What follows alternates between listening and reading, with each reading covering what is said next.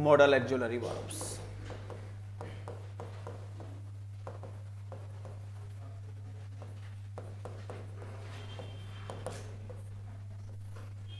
ठीक है, तो मॉडल एक्जुलरी वर्ब्स कितनी होती है? 13 होती है, जिसमें आपके सेल, ठीक है, will, can, could, may, might, ठीक है। 7 नंबर पे must, need not, dare not. अभी टेंस शुरू करेंगे तो नए वाले वहां से पढ़ लेना, कोई दिक्कत नहीं आएगी आपको समझने में। Use two plus first form, ought two plus verb की फर्स्ट फॉर्म। देखो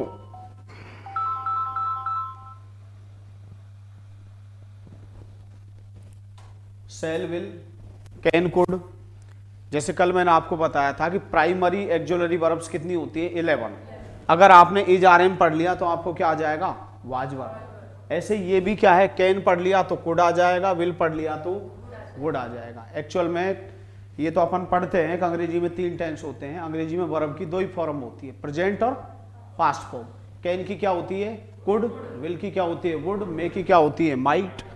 ऐसे इज आर एम की क्या होती है? Past form, was verb. ठीक है, तो shall, will, can, could, may, might, must, need not, dare not, used to, ought to, और कौन सा बच गया? शुड। शुड थोड़ी लिखवाया अभी, और कौन सा नहीं लिखवाया? वुड भी नहीं लिखवाया। चलो, ये 13 मॉडल एक्जुलरी वर्ब्स होती है, जिन्हें हम आगे चल के पढ़ेंगे एक्जुलरी वर्ब्स के बाद। तो देखो मैंने अभी क्या क्या बता दिया आपको, सब्जेक्ट के बारे में, वर्ब के बारे में, और नेक्स्ट नंबर पे आप आ जाए ऑब्जेक्ट।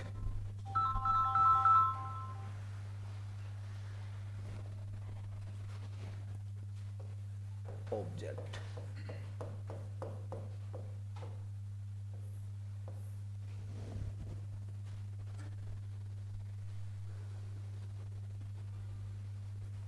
लिखे तो आप इंग्लिश में नाउन की तरह, सॉरी सब्जेक्ट की तरह, इंग्लिश में सब्जेक्ट की तरह ऑब्जेक्ट भी हमेशा नाउन फ्रेज होता है।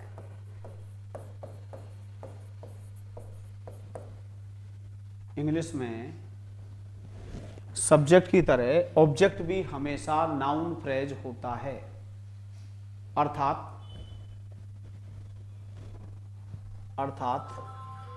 ऑब्जेक्ट हमेशा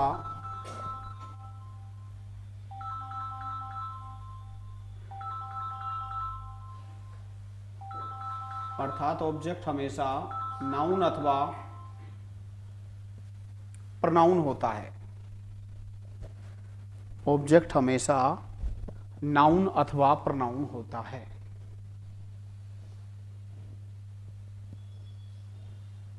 ये तो आप भी जानते हो, जब हम पैसिव वॉइस पढ़ेंगे तो सब्जेक्ट ऑब्जेक्ट के स्थान पर जाएगा और ऑब्जेक्ट क्या आएगा? सब्जेक्ट बन के। और सब्जेक्ट इंग्लिश में हमेशा क्या होता है? नाउन फ्रेज होता है। ये मैं पहले पढ़ा चुका हूं आपको। तो ऑब्जेक्ट भी हमेशा नाउन फ्रेज होता है। आगे लिखें आप, इंग्लिश में ऑब्जेक्ट के 2 प्रकार होते हैं। इंग्लिश में ऑब्जेक्ट के 2 प्रकार होते हैं।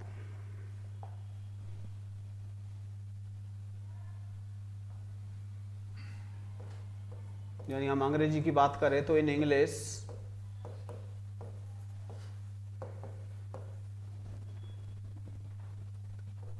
N object has been classified. और क्लासिफाइड के बाद कौन सा प्रपोजिशन लिखना है आपको? इनटू 2 टाइप्स या कैटेगरीज।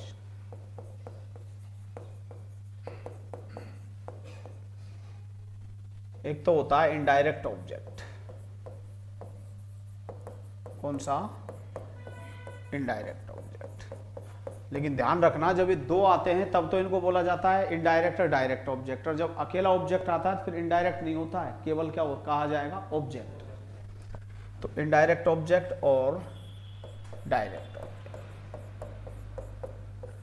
ये आना इसलिए जरूरी है कि मैं आपको सिखाऊंगा कि एक साथ अगर दो ऑब्जेक्ट्स आ जाए तो इंग्लिश कैसे बनाएं, एक साथ डबल ऑब्जेक्ट्स आ जाए तो पैसिव वॉइस कैसे बनाएं।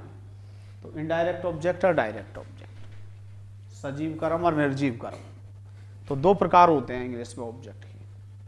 लेकिन जब अकेला ऑब्जेक्ट आता है तो इसको ऑब्जेक्ट ही कहा जाता है, न इनडायरेक्ट बोलेंगे न डायरेक्ट बोलेंगे। देखिए आप तो समझने के लिए हेडिंग में लिख लें आप, इनडायरेक्ट ऑब्जेक्ट, सजीव कर्म। भाई मैं आपके सब्जेक्ट वर्ब ऑब्जेक्ट इनके बारे में बता रहा हूं, फिर आपको टेंस सीखने में दिक्कत नहीं आएगी, क्योंकि टेंस में आपके सब चीजें आएंगी, सब्जेक्ट भी आएगा, वर्ब भी आएगा, कॉम्प्लीमेंट भी आएगी, पास्ट पार्टिसिपल भी आएगी। इसलिए मैंने पहले आपको बेसिक चीजें बताई हैं। तो आप इनडायरेक्ट ऑब्जेक्ट के बारे में लिख लीजिए, सजीव कर्म, और डिटेल लिखेंगे आप। इनडायरेक्ट ऑब्जेक्ट का प्रयोग हम इनडायरेक्ट ऑब्जेक्ट का प्रयोग हम सजीव के लिए करते हैं। इनडायरेक्ट ऑब्जेक्ट का प्रयोग हम सजीव के लिए करते हैं,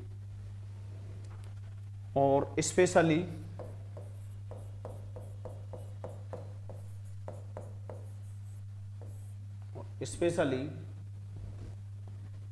पर्सन के लिए करते हैं।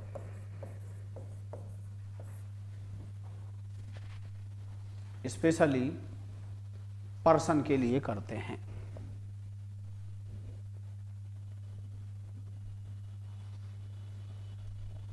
किसके लिए करते हैं? पर्सन के लिए, व्यक्ति के लिए करते हैं। ठीक है। अब क्वेश्चन ये उठता है कि इनडायरेक्ट ऑब्जेक्ट का पता कैसे लगाएंगे हम सेंटेंस में। तो how to find out, find out का मतलब पता लगाना। जैसे मैंने कहा how to answer this question, इस प्रश्न का उत्तर कैसे दिया जाए। How to make a mobile call, mobile call कैसे किया जाए। How to get rid of old friends, पुराने मित्रों से छुटकारा कैसे पाया जाए। तो how to find out, how to trace out, trace out का मतलब वही पहचान करना, ट्रेस आउट। ठीक है। हाउ टू आइडेंटिफाई, वही मतलब पहचान करना। हाउ टू एक तरह से लुक फॉर, लुक फॉर एक फ्रेजल वर्ब होती है, तलाश करना। ठीक है। सर्च फॉर, तलाश करना। N indirect object, indirect object का पता कैसे लगाएं।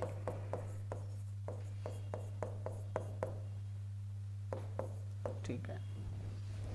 हाउ टू फाइंड आउट, कैसे पता लगाएं। How to trace out, trace out का मतलब चिन्हित करना, identify. Look for, search for, जो भी। डिटेक्ट, डिटेक्ट का मतलब भी क्या होता है?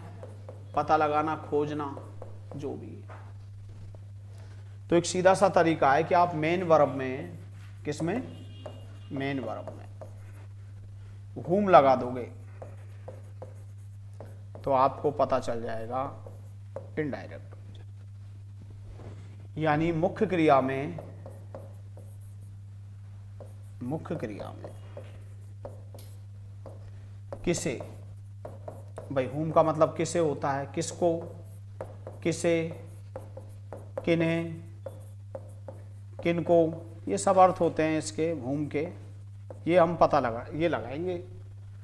और यदि हमारा उत्तर आता है, व्यक्ति आता है, पर्सन, सजीव, तो इसका मतलब इनडायरेक्ट ऑब्जेक्ट दिया हुआ है।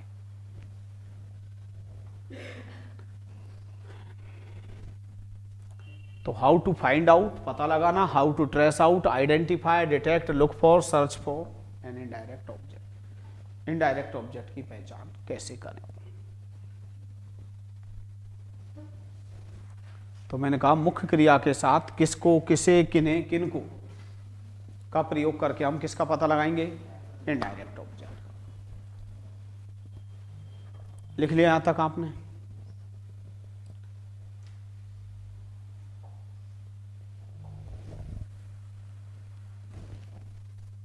देखें, पुलिस ने 4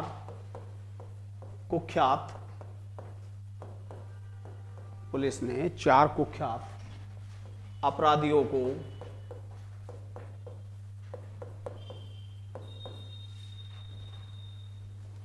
जयपुर से गिरफ्तार कर लिया है।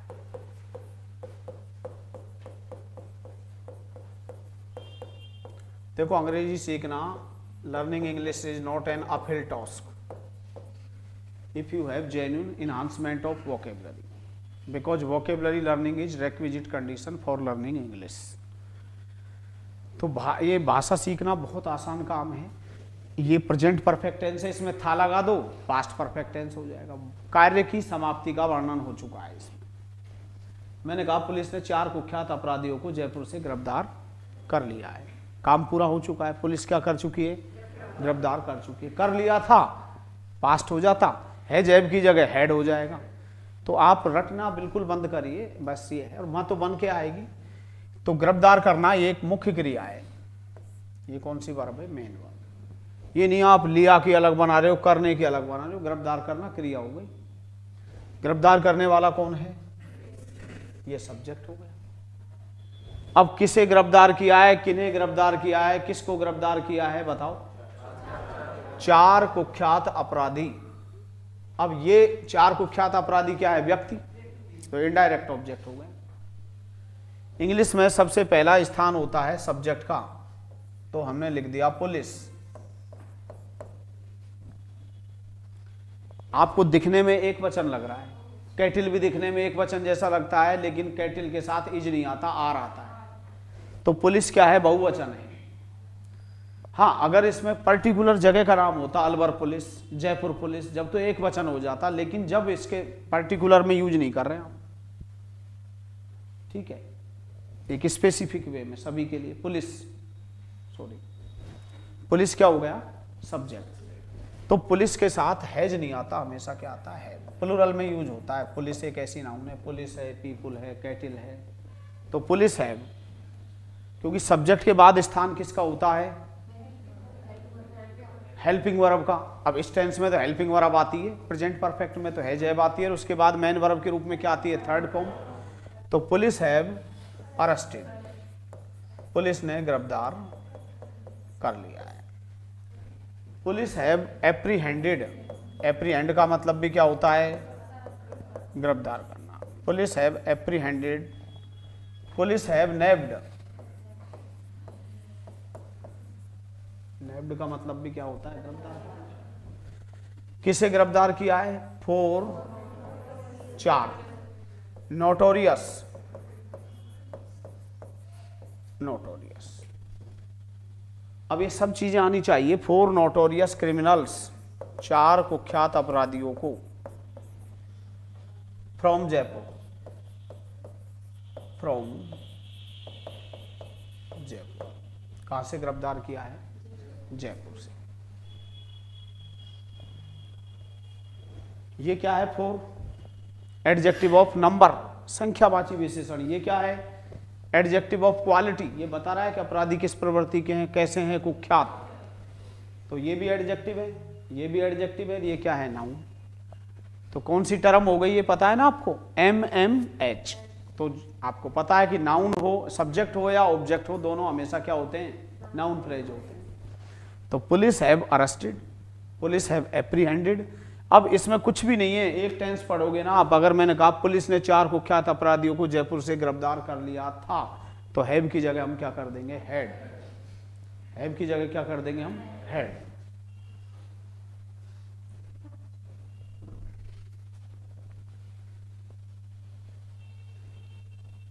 तो लिख लें आप एक बार। तो कौन सा ऑब्जेक्ट हो गया? हकीकत में तो देखो, आपको चूंकि कंपटीशन में सिखाना है, वैसे तो एक ऑब्जेक्ट को कभी इनडायरेक्ट ऑब्जेक्ट माना नहीं जाता, लेकिन अपन को तो सिखाना है, तो ये इनडायरेक्ट ऑब्जेक्ट मान के चलेंगे। क्या? इनडायरेक्ट। सब्जेक्ट पुलिस हो गया, क्रिया गिरफ्तार करना हो गया, ऑब्जेक्ट क्या हो गया? 4 कुख्यात अपराधी। ये बताऊंगा ये क्या है? एडवर्बियल है, क्योंकि आप टेंस आज तक क्यों नहीं सीख पाए? किसी को भी नहीं आते आपको टेंस अच्छे से। और ये कोई टेंस सीखना थोड़ी होता है, गाय दूध देती है, पक्षी आकाश में उड़ते हैं, इनको तो मैं बस, आपने अंग्रेजी सीखना तो शुरू किया, लेकिन आप तो यही नहीं जानते सब्जेक्ट क्या होता है, वर्ब क्या होती है, ऑब्जेक्ट क्या होता है। क्योंकि जो मैं आपको वाक्य पढ़ाऊंगा उसमें ये एलिमेंट्स आएंगे, SVOCA। मैं कहता हूं चाहे भले वो कितना भी बड़ा सेंटेंस दे लो आप अंग्रेजी में, इससे बाहर कुछ नहीं होता है, कितना भी बड़ा बना के दे देना आप। ये 5 एलिमेंट्स होते हैं। एक बात। दूसरी बात क्या है कि अगर if you want to speak fluently, if you want to have good command over learning English, then you are to go through complex and compound sentences, and it's one of the hypocrisies that you are not well acquainted with learning of complex and compound sentences। तो ये बड़ी विडंबना है कि हमको compound और complex sentence के बारे में हम जानते ही नहीं है, और जो व्यक्ति कंपाउंड कॉम्प्लेक्स नहीं जानता है अंग्रेजी नहीं सीख सकता। अब फॉर्मेलिटी में तो आप कुछ भी पढ़ो। तो अभी मैं ये तो पहले तो देखो मैं सिंपल सेंटेंस सिखाऊंगा, इन्हीं के अंदर कंपाउंड भी सिखाऊंगा, कॉम्प्लेक्स सेंटेंस भी सिखाऊंगा, लेकिन आप टेंस तभी सीख पाएंगे जब आप इनको रिकॉग्नाइज करना जानते हो। You know how to recognise subject, verb, object, complement, adverb, adverbial, adjunct and so जो भी है। तो ये मैं आपका चल रहा था। तो देखो सब्जेक्ट के बारे में मैंने आपको बता दिया है, वर्ब के मैंने 3 टाइप्स बताए अभी, ठीक है। फाइनाइट वर्ब क्या होती है, नॉन फाइनाइट वर्ब। अब हम किस में चल रहे हैं, ऑब्जेक्ट में। ये कॉम्प्लीमेंट और इसमें ए और चलेगा, और इसके बाद आपका क्या शुरू कर देंगे, टेंस। और टेंस में भी रटो मत, एक टेंस पढ़ो दूसरा अपने आप आएगा। रहा, रही आ रहा है, इजारेम के बाद आईएनजी, रहा था, रही थी आ रहा है, वाजवर के बाद आईएनजी, ठीक है। लेकिन मैं जो बार बार आपसे एक बात पे जोड़ देता हूं, मैंने ये कहा कि वोकेबलरी नहीं है तो लैंग्वेज में कुछ भी नहीं है। और बताओ कैसे सीख लोगे आप, मुझे आप बता दीजिए ऐसे क्या रीजन वो है। तो वोकेबलरी नहीं है तो लैंग्वेज में कुछ भी नहीं है। फेमस प्रसिद्ध होता है, ठीक है। एडजेक्टिव होता है प्रसिद्ध खिलाड़ी, आप फेमस प्लेयर, क्या करें, फेमस होता है। और जो फेमस होता है वो प्रसिद्ध होता है। प्रसिद्ध को हम क्या बोलते हैं, रेनाउंड बोलते हैं। रेनाउंड, रेनाउंड, रेनाउंड का मतलब प्रसिद्ध। और जो प्रसिद्ध होता है उसको हम बोलते हैं सेलिब्रेटेड। और जो व्यक्ति प्रसिद्ध होता है उसको हम बोलते हैं इलस्ट्रियस। क्या, इलस्ट्रियस। और जो व्यक्ति प्रसिद्ध होगा, ठीक है, उसको हम बोलते हैं रेपुटेड।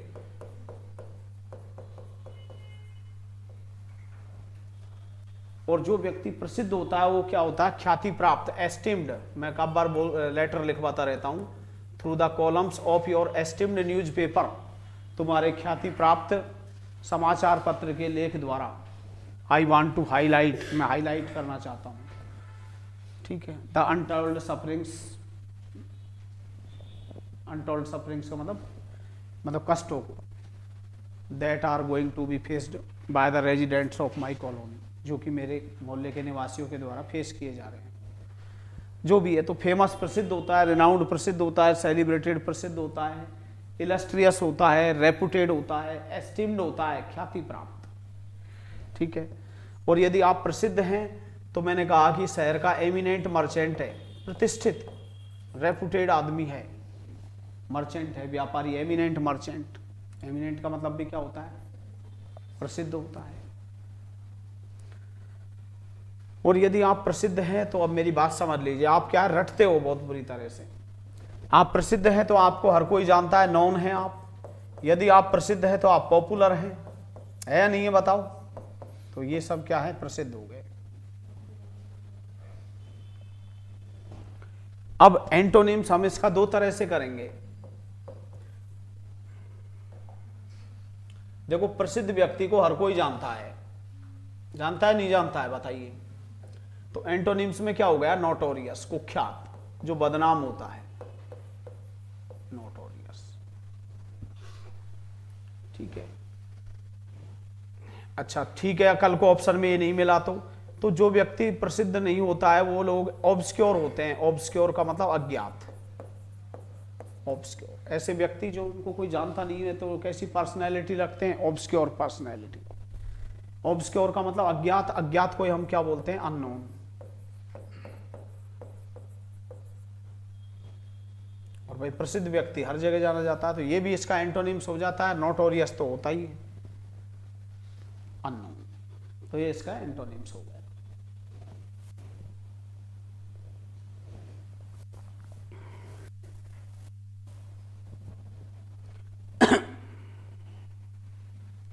और एक समझाता हूं पहले मैं। एक तो हम लोग क्या है कि रटने में ज्यादा विश्वास करते हैं। आपने रट लिया फेमस फॉर, फेमस फॉर, मैं भी बिल्कुल। मैं आपको बताऊंगा कि जिस भी वर्ड का अर्थ प्रसिद्ध होता है उसके बाद प्रपोजिशन को, अगर आप किसी चीज के लिए प्रसिद्ध है तो फॉर लिखो तो फॉर आएगा। Famous for, renowned for, celebrated for, illustrious for, reputed for, जो भी है, नॉन फॉर। लेकिन पॉपुलर विद आएगा, पॉपुलर के बाद फॉर मत लिख देना आप। कौन सा प्रपोजिशन आता है? विद आता है।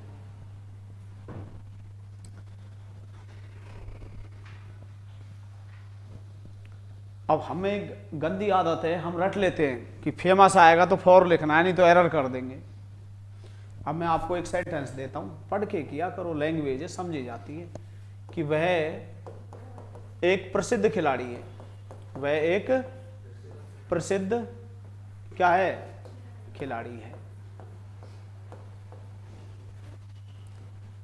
अब मैं तो नहीं कहा कोई कि वो प्रसिद्ध है किसी चीज के लिए, मैं तो क्या कहा है कि वह एक प्रसिद्ध खिलाड़ी है। देखो लैंग्वेज में आपको समझने का सेंस हमेशा रखना है। तो ही मीन्स वह, इज मीन्स है, ए मीन्स एक, फेमस प्रसिद्ध, और प्लेयर मीन्स खिलाड़ी। ये लो बन गई इंग्लिश। एक दो भाई आते हैं, बोल गुरुजी यहाँ फॉर क्यों नहीं आ रहा? अरे क्यों आएगा भाई? मैंने ये थोड़ी कहा है कोई किसी चीज, अगर कोई किसी चीज के लिए प्रसिद्ध हो, मैंने कहा he is a renowned player, वह एक प्रसिद्ध खिलाड़ी है। लेकिन अब मैंने कहा कि मुंबई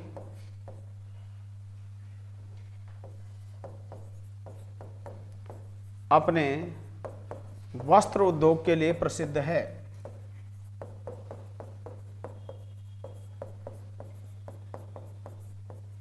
मुंबई अपने वस्त्र उद्योग के लिए प्रसिद्ध है।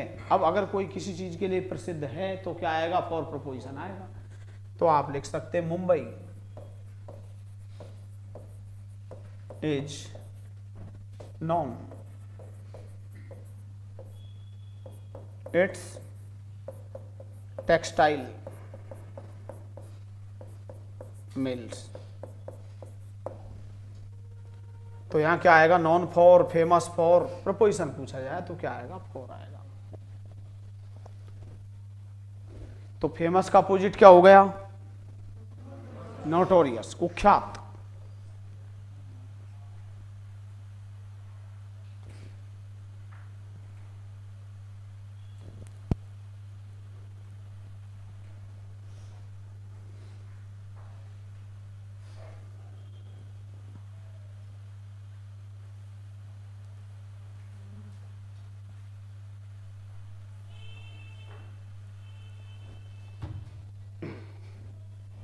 बोलो बताओ क्या दिक्कत? टेक्सटाइल, हाँ एक आएगा सिंगल। सो क्या आएगा? Textile, textile mills. बता दिया करो मैं कब बार। हाँ अब समझे। देखो इंग्लिश कुछ नहीं होती है और कोई सिनोनिम्स एंटोनिम्स नहीं होते हैं। आप जो पढ़ रहे हो ना वही सिनोनिम्स एंटोनिम्स होते हैं। जो हम वर्ड पढ़ते हैं ना उनको मीनिंग जो याद कर ली जिसने, वो तो सिनोनिम्स सही कर लेता है। जिसने मीनिंग याद नहीं की वो सिनोनिम्स एंटोनिम्स नहीं कर पाता है। तो एक वर्ड होता है नोटोराइटी। क्या? नोटोराइटी। नोटोराइटी का मतलब क्या होता है? बदनामी होता है। क्या होता है? बदनामी। तो क्या है इसमें? आप इनफेमी हो जाएगा। इनफेमी मीन्स भी क्या होता है? आपकी बदनामी। इसमें आपकी क्या होती है, बैड रेपुटेशन होती है। कैसी रेपुटेशन? इसमें आपकी क्या होती है, इल रेपुटेशन होती है।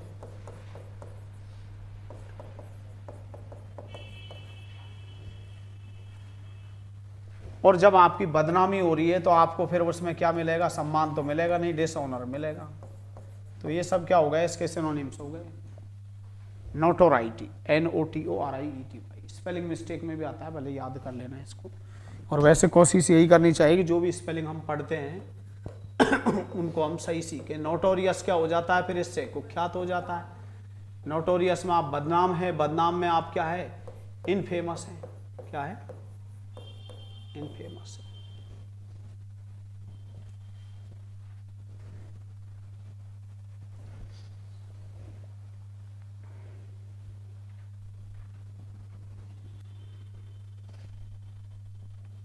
नोटोराइटी, बदनामी, इनफेमी, बैड रेपुटेशन, इल रेपुटेशन, डिसऑनर। और जब आपको डिसऑनर मिल रहा है तो समाज में क्या मिलेगा, ग्रेस तो मिलेगी नहीं, डिसग्रेस मिलेगी।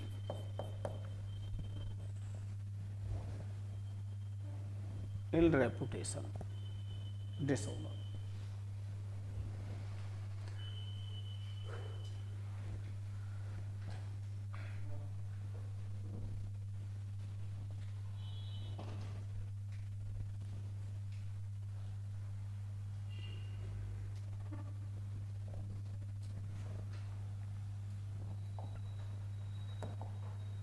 ठीक है, अब आप क्या है कि पूरा फायदा उठाएंगे पढ़ने का। मैंने आपको 2 के फोल्डर बनवाए थे, अब आप 4 के बना लेंगे। अगर आपसे कोई फेमस के बाद प्रपोजिशन पूछेगा, बोलिए, तो आप 4 लिखेंगे। यदि आपसे कोई नोटोरियस, अगर आप किसी चीज के लिए बदनाम है तो नोटोरियस के बाद भी क्या आएगा, 4 आएगा। ठीक है, अगर रेनाउंड आए और रेनाउंड के बाद भी प्रपोजिशन पूछा जाए तो भी क्या आएगा, 4 आएगा। ठीक है, यदि आप किसी चीज के लिए क्या है, सेलिब्रेटेड हैं, सेलिब्रेटेड, तो भी क्या आएगा, 4 आएगा। सेलिब्रेट मीन्स मनाना भी होता है, सेलिब्रेटेड पास्ट पार्टिसिपल भी होती है, प्रसिद्ध इंग्लिश है। तो celebrated for, reputed for, reputed for, हमने वर्ड जोड़ लिया। एक याद करो, मैंने आपको जब बेसिक पढ़ा रहा था तो एक वर्ड आया था, कैनवास फॉर। मैं किसी भी राजनीतिक दल के लिए प्रचार नहीं कर रहा हूं। आया नहीं आया ये वर्ड? तो ये भी आप वर्ड को जोड़ो, जो आपने अब तक पढ़ लिया बेसिक में, वो सारे वर्ड्स आपको रिकॉल, मतलब लर्न बाय हार्ट होने चाहिए। तो I am not canvassing for any political party because I am not interested in politics. Are you canvassing for Aam Aadmi party? मैंने आपसे कहा क्या तुम आम आदमी पार्टी के लिए प्रचार कर रहे हो? तो आपको अर्थ आएगा जब ही तो, वहां प्रचार करना थोड़ी लिखा आएगा कैनवास फॉर। ये क्या, पेपराइवल फॉर, पेपराइवल फॉर।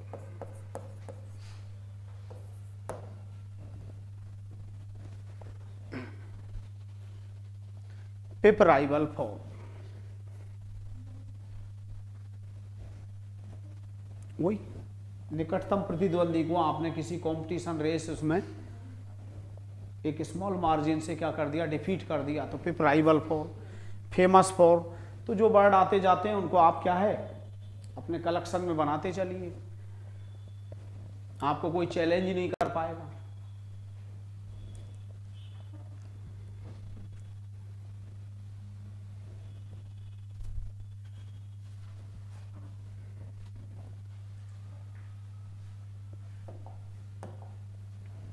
ऐसे ही विद के फोल्डर बना लीजिए आप, विद।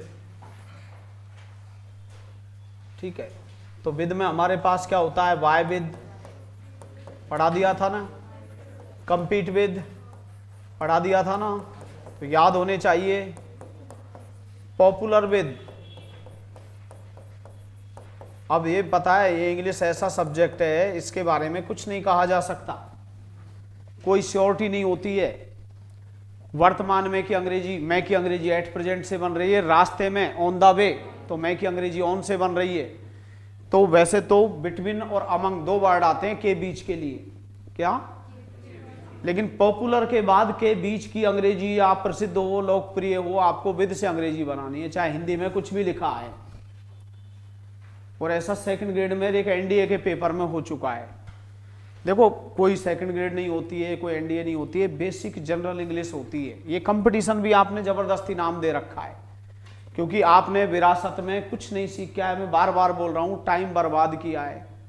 और ये बहुत बड़ी विडंबना है, मेरा मन नहीं करता कब बार पढ़ाने का, कि मेरे जैसे आदमी, टैलेंटेड आदमी का लोग वो देखते हैं बल पढ़ के फीस जमा नहीं होती। मत पढ़ाओ, जब तक टैलेंट को सलाम थी, अच्छा पढ़ाया। क्या आप मेरा जज करोगे? आपको आता तो कुछ है ही नहीं।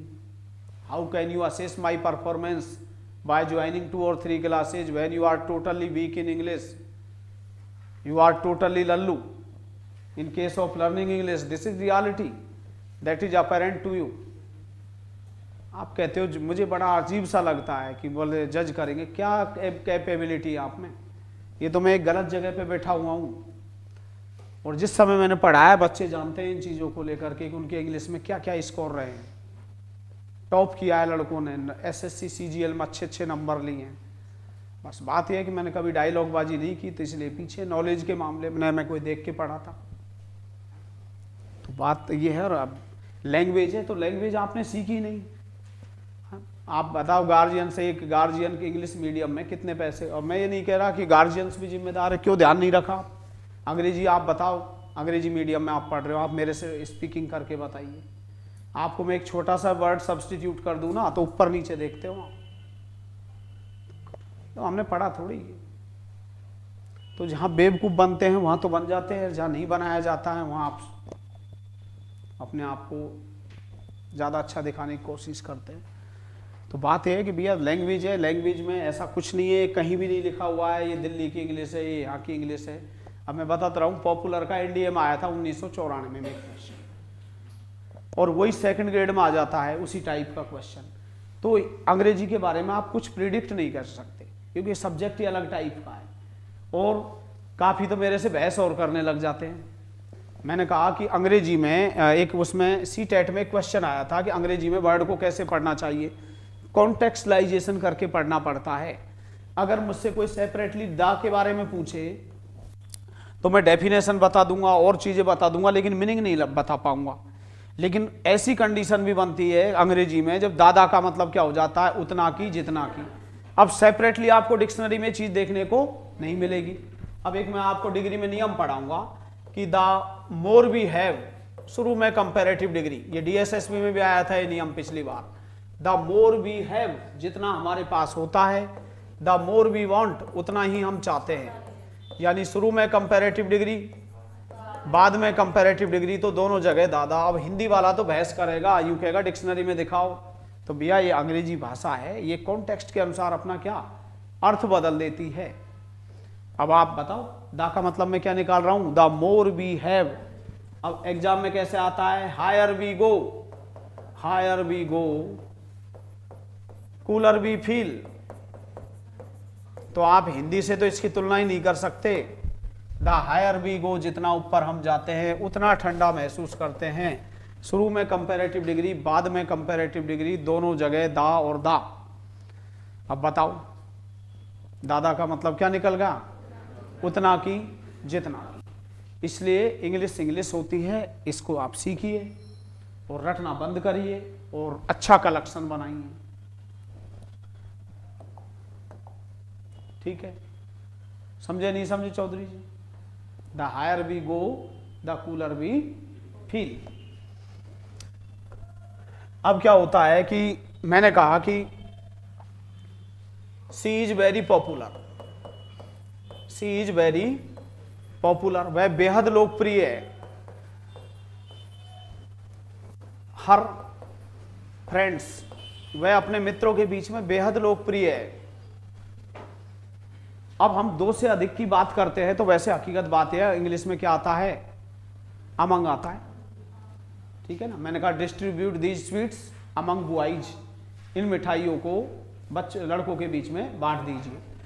अब यहां पर क्या है कि एक ने अमंग लिख दिया, का वर्ब आंसर महंगा पड़ जाता है। उसने बेचारे ने हिंदी अनुवाद किया, सी इज वेरी पॉपुलर, वह बेहद लोकप्रिय है। अपने मित्रों के बीच में, गलत कुछ भी नहीं है, लेकिन इंग्लिश ये कहती है कि पॉपुलर आ गया ना, तो आप अंग्रेजी किससे नहीं बना सकते, न फॉर से बना सकते न अमंग से, बल्कि किससे बनानी पड़ेगी, विद से। अब देख लो यहाँ के बीच की अंग्रेजी किससे बन रही है, विद से। तो पॉपुलर के बाद आपको क्या याद रखना है, विद। तो मैंने कहा वाई विद बराबरी करना, कंपीट विद बराबरी करना, पता भी नहीं लगेगा आपको, प्रपोजिशन का भी याद हो गए, junior to, senior to, superior to, inferior to, anterior to, posterior to, prior to, elder to, adjacent to. क्या सैली जी, आपको मैं बताता हूं, ये एडजेसेंट को आप एसएससी में चेक करना, पिछले पेपर पढ़ना और इसको पहले चेक करना आप। ये कम से कम आपको 15 बार आ चुका है, कितनी बार, 15 बार। रिपीट बहुत होता है एसएससी में, फिर भी हम सिलेक्शन नहीं ले पाते। अब आप सोचते हो पता नहीं कोई हाई फाई इंग्लिश आ गई है, कुछ भी नहीं है। आपने कहा कि आपने मेरे से क्वेश्चन किया अंग्रेजी में कि आपकी कोचिंग इंस्टीट्यूट कहाँ है, आपके पास बहुत सारे तरीके हैं बोलने के लिए। Where is your coaching institute located, where is your coaching institute located, यानी तुम्हारी कोचिंग कहाँ स्थित है। मैंने कहा where does your coaching institute lie, lie का मतलब झूठ बोलना भी होता है, लाई का मतलब लेटना भी होता है, लाई का मतलब पढ़ना भी होता है। मैंने कहा where does your coaching institute lie, तुम्हारा कोचिंग इंस्टीट्यूट कहाँ पड़ता है। अब मेरे पास भी बहुत सारे तरीके हैं आंसर के लिए। माई coaching institute is located at नया बास सर्किल, लोकेटेड के बाद एट प्रपोजिशन आता है। मैं यूं भी कह सकता हूं कि my coaching institute is adjacent to Naya Bas circle, adjacent to यानी नया बास सर्किल से सटा हुआ है, एडजेसेंट। अब एडजेसेंट का मतलब, अब आप तो हिंदी पढ़ रहे हो तो भैया अंग्रेजी कहां से सीखोगे, आप मुझे बताइए।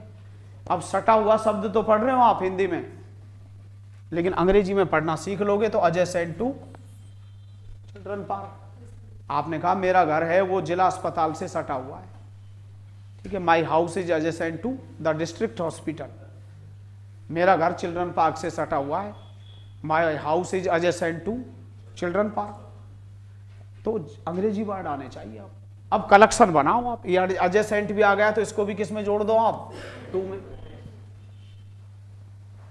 कोई मेरे पास जादुई छड़ी थोड़ी है कि 50 दिन में आपको अंग्रेजी सिखा दूं।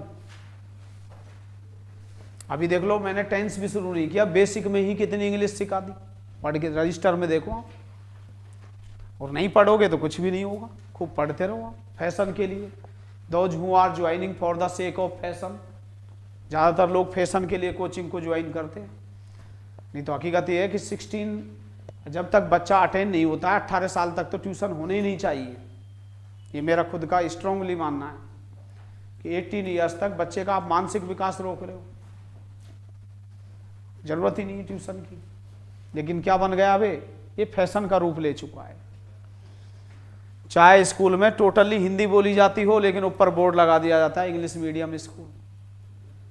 हाँ, अंग्रेजी, मुझे बड़ा आश्चर्य होता है कि यहाँ लोग अंग्रेजी नहीं बोल पाते, बोलना छोड़िए समझ नहीं पाते हैं उनको। अब कोई जरूरी थोड़ी है कि आपको मैं बोल बोल के बोलूँ कि साहब तुमको बैल्दी का अर्थ आता है नहीं आता है, गैरेलस का अर्थ आता है नहीं आता है, कि मैं वही वर्ड यूज करूँ आपके लिए। तो बहुत बड़ी अपने साथ एक वो है, मतलब कंट्राडिक्शन है, कंट्राडिक्टरी पोजीशन है, मतलब सॉरी एडजेसेंट। तो ये हो ही गया अपना। तो क्या है कि इनका आपको बेनिफिट मिलेगा। अब बेनिफिट कैसे मिलेगा समझिए, देखो कुछ नहीं होता है, सब कहने वाली बातें होती है ये लोग। मैंने एसएससी में लिखा रेनाउन, एसएससी डीएसएसबी कोई भी एग्जाम हो सबके लिए कॉमन है, जनरल इंग्लिश पढ़ रहे हैं हम, कहीं भी नुकसान नहीं होगा आपको। इसने क्या किया, ऐसे दे दिया ये लोग।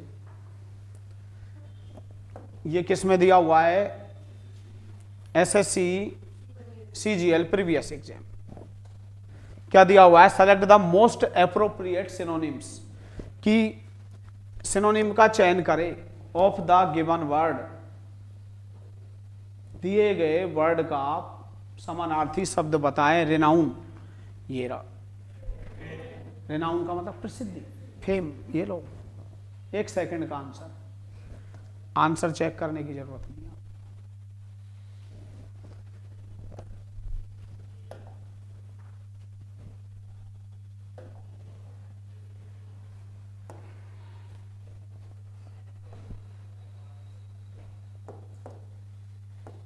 SSC नोटोराइटी।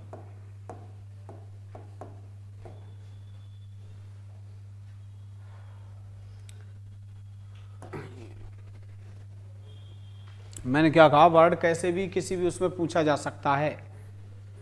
वो कहता है करेक्ट स्पेलिंग किसकी है, तो देखो नोटोराइटी गलत दे रखी है, विजिबिलिटी गलत दे रखी है, सर्टेन, सर्टेन की भी पायटी, ये हो जाएगा इसका ये आंसर। ठीक है, चलो अपन तो सिनोनिम्स में ढूंढना है, एक minute. Synonym,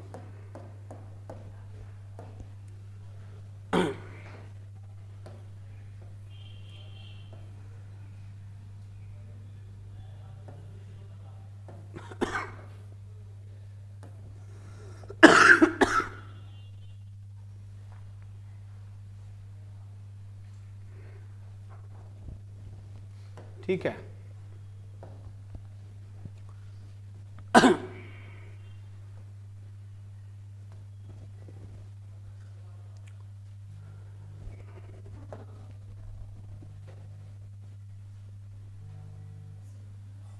they wanted me to expound on this topic. अच्छा, ये तो उसमें वैसे दे रखा है।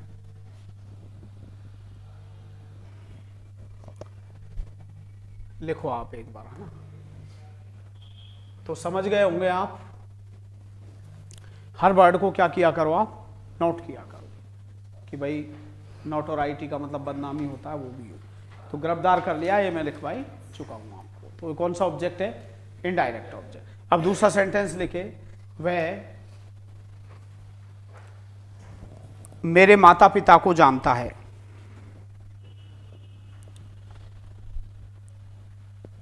वह मेरे माता पिता को जानता है।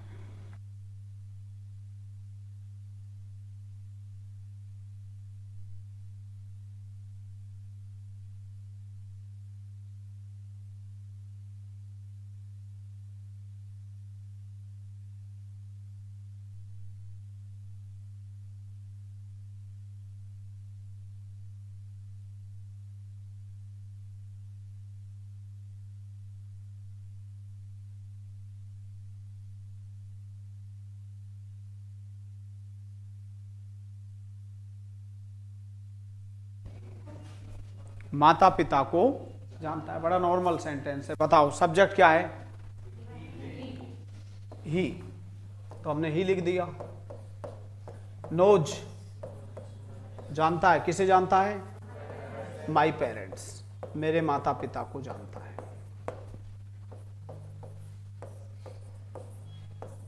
ये ऑब्जेक्ट, कौन सा ऑब्जेक्ट है भाई, किसे जानता है, मेरे माता पिता को, इनडायरेक्ट ऑब्जेक्ट। चलो आज के लिए इतना ही, नेक्स्ट डे पे करवाते हैं बाकी।